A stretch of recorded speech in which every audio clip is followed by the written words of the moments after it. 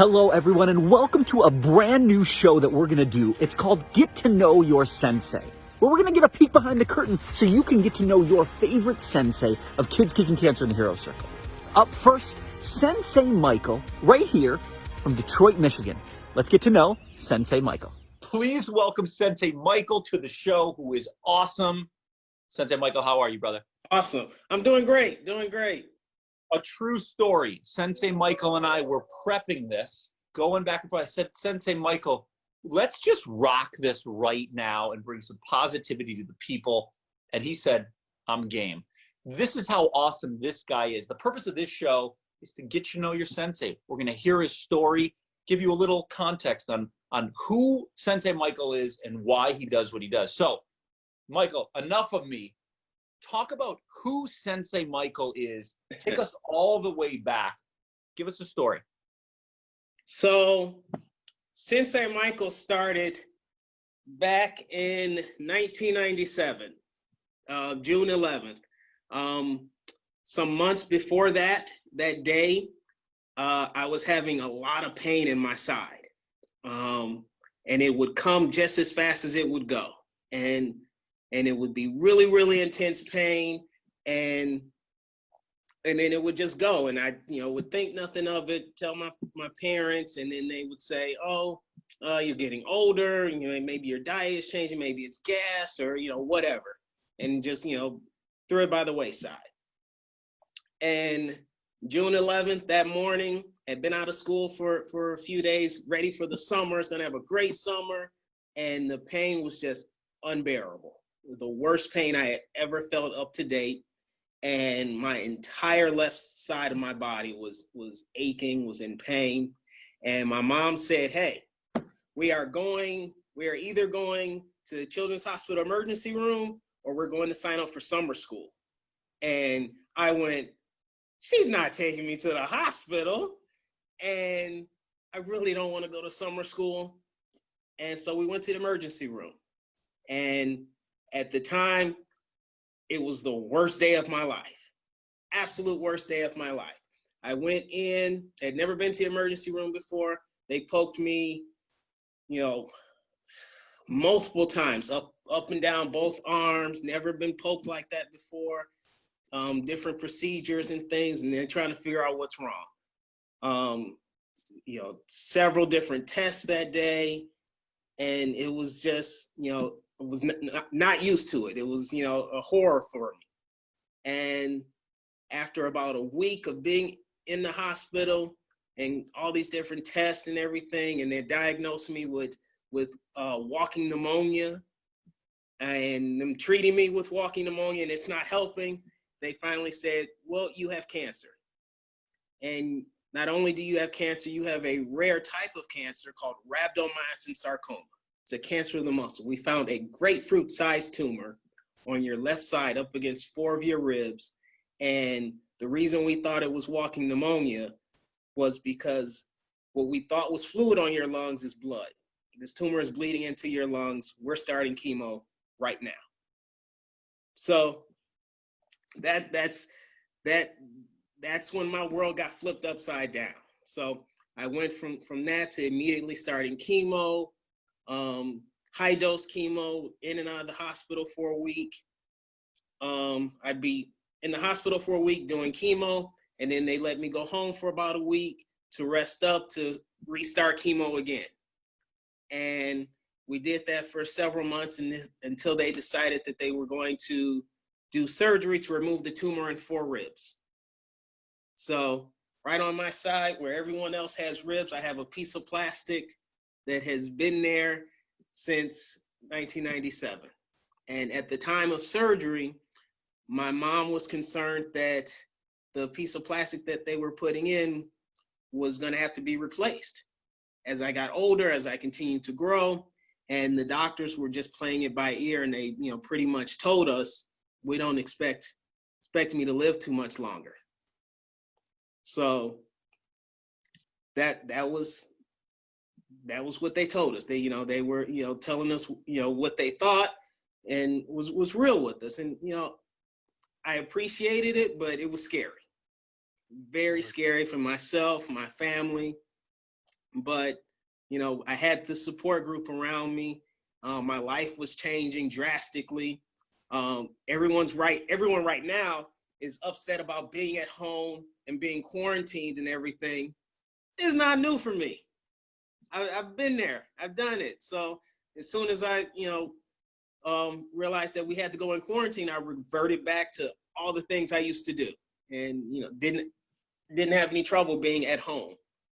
And so, but from that, after I got finished with treatment and they declared me in remission, still playing it by ear of being a survivor.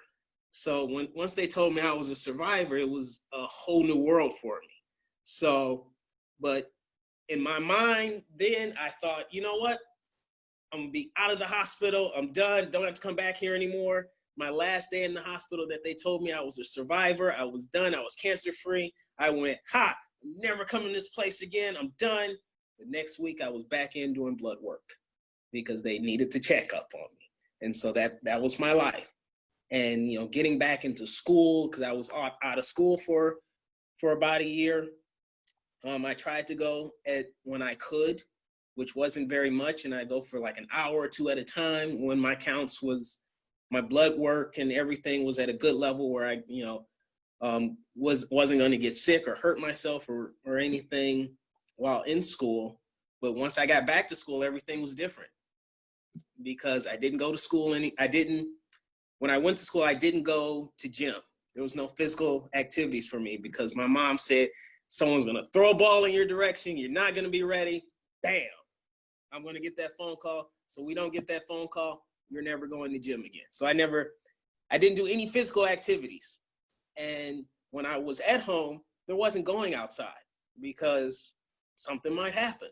So it was always in the house, watching TV, watching movies.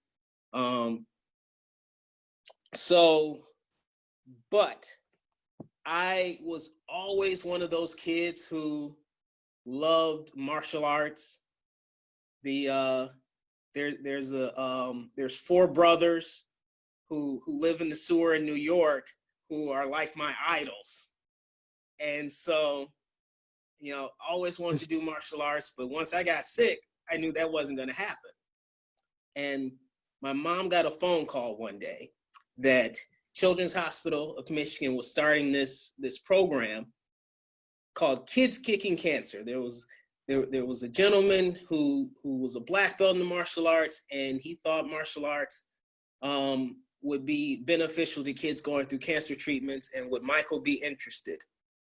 And I said, yes. When do we start? And I went to that very first class, and the only person that was more excited than me was Rabbi G. So that started my becoming Sensei Michael, because I started coming to the classes, and it was great. It was great. I loved the breathing. I loved the meditation. It helped me focus. It helped me relax. It helped the pain that I was still in. And it was so beneficial for me. It's so beneficial for me. And so it's what helped change my life. So I know that was a little bit of a long answer. You probably have more questions. So beautiful. And normally it's something I'm working on. Normally I interrupt a lot because I get excited because I want to ask questions, but that was so beautiful. And I just wanted to let you tell it. Were there things when you were in your own quarantine, because as you said, this isn't new for you. And a lot of kids who are part of Kids Kicking Cancer in the Hero Circle, they know this isn't, new for them. Everybody's sort of joining what they're used to. Were there things when you were a kid that would help you through those moments when you felt a little bit alone before you had the Kids Kicking Cancer training? What would you do to help those moments? Friends and family, being around friends and family. I like seeing on social media and things how people are having conversations and playing games with the at the window of friends and family. I did that. I had friends in the neighborhood that would come by the front door, and we would talk through the screen. And, I did that. There was a time when I was in the hospital. It was around Thanksgiving, and my doctor said it was okay for me to go home for Thanksgiving, but make sure you cover up. So I had on my mask during Thanksgiving dinner. I had my gloves on, and I was the first one to eat that Thanksgiving. Not that is any different than now Thanksgiving, because I'm always the first one to eat. But I was, with my family, but still separated from my family, during that particular Thanksgiving. So, friends and family are, first and foremost, are great ways of inspiration to help me during my quarantine back then. The support system, and again, for those watching out there, it's a great reminder that family, friends, even though maybe we're at home, there's ways to do it.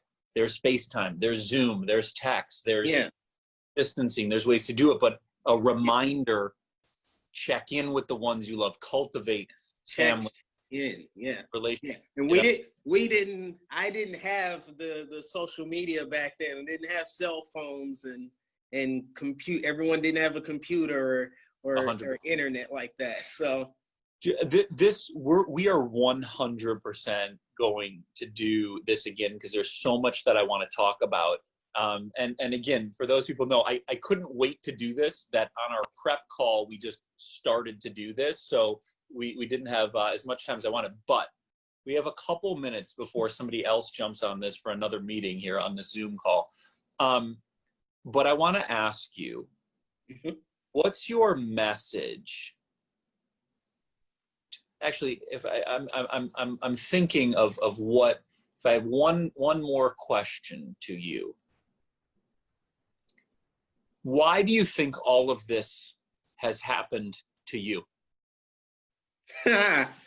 This has happened to me for one reason and one reason only: for me to share with other people, for me to share with all the kids out there, all the people in general, my story, and help them. Because without my going through this, I can't share and help everyone. So I tell kids all the time that are going through cancer treatments or some type of other disease that I know what you're going through. I've been there. I beat it. You can do it too. And I can't say that if I didn't go through it myself. Brother, you are such a light, and you truly, truly are embodying everything that is power, peace, purpose. Brother, I'm inspired by you. Can we please do this again? Because yes, there are many definitely more that I want to talk to you about. You're such a bright light, brother, and I am honored to be truly connected and a friend of yours. Truly.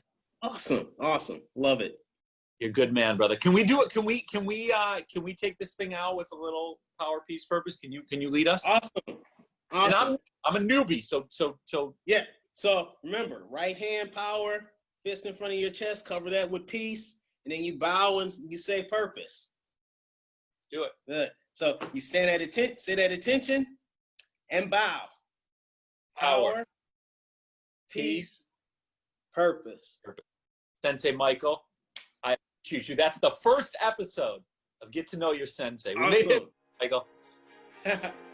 Thank you, brother. I appreciate it. Keep rocking. What an inspiring story. And what an inspiring guy Sensei Michael is. We're going to do more with him because he's got even more to share. I hope you like that. Stay tuned. You're going to get a chance to meet and get to know your favorite senseis, from kids kicking cancer in the Hero Circle all over the globe. Stay tuned. We're going to have another episode of Get to Know Your Sensei soon. Thanks so much for watching. Bye-bye. Power, peace, purpose. Power, peace, purpose. Power, peace, purpose. Power, peace, purpose.